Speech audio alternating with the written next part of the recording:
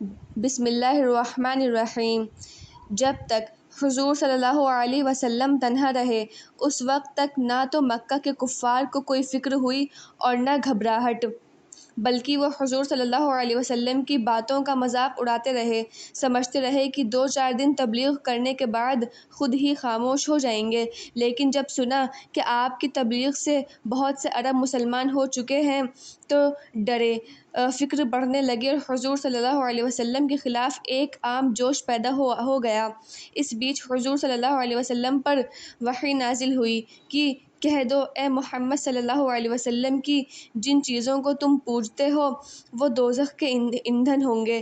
حضور صلی اللہ علیہ وسلم کو یہ آیت بلند آواز سے سنائی اور اس سے وہ اور بھڑک اٹھے اور آپ پر بیجا گستاخیوں کی بوچھار شروع ہو کر دی، اتنا تنگ کیا کہ حضور صلی اللہ علیہ وسلم کا گھر سے نکلنا مشکل ہو گیا، لیکن آپ اپنی تبلیغ کے برابر لگے رہے اور اس میں کسی قسم کی کوئی کوتاہی نہ کی۔ چونکہ مسلمانوں کی تعداد میں ہر دن بڑھوتری ہو رہی تھی، اس لیے حضور صلی اللہ علیہ وسلم نے ضرورت محسوس کی کہ کوئی ایسا مکان تجویز کیا جائے جس میں 2 گھڑی کے لیے مسلمان ہر دن جمع ہو کر قرآن شریف پڑھیں اور یاد کیا کریں۔ چنانچہ ارقم کا مکان جو آبادی سے ایک طرف تھا تجویز کیا تھا۔ حضور صلی اللہ علیہ وسلم اس مکان پر تشریف لے جاتے، تمام مسلمان بھی مکہ کے کفار کی نظروں سے بچا کر ایک 2 کر کے آ جاتے، حضور صلی اللہ علیہ وسلم کے ارشادات سنتے، نمازیں پڑھتے، قرآن شریف یاد کرتے اور خاموشی سے اپنے اپنے گھروں کو واپس ہو جاتے۔ اگرچہ یہ سب کام خاموشی سے ہو رہے تھے، پھر بھی قریش والوں نے پتہ لگا ہی لیا کہ کون کون مسلمان ہو گیا ہے، یہ لوگ کہاں جمع ہوتے ہیں اور ان کی تعداد کیا ہے۔ ان باتوں نے انہیں اور بھڑکا دیا۔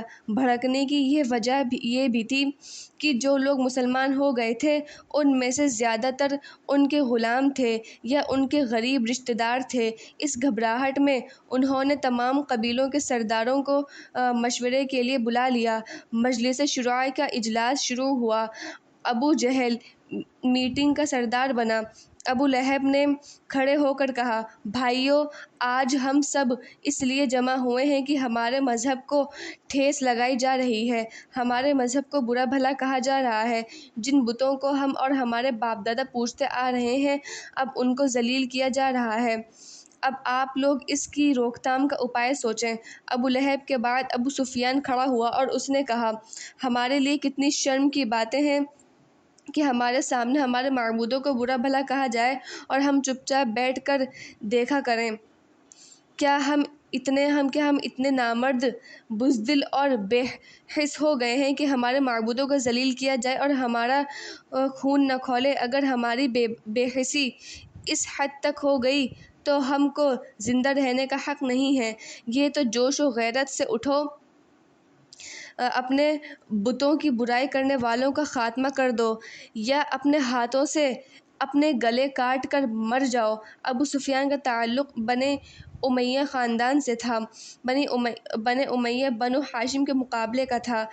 یہ اموی یہ کیسے دیکھ سکتا تھا کہ ایک ہاشمی کا اثر بڑھے؟ حضور صلی اللہ علیہ وسلم ہاشمی تھے، اس لیے ابو سفیان بھڑکنے والی تقریر کر کے لوگوں کے دلوں کو گرما دیا۔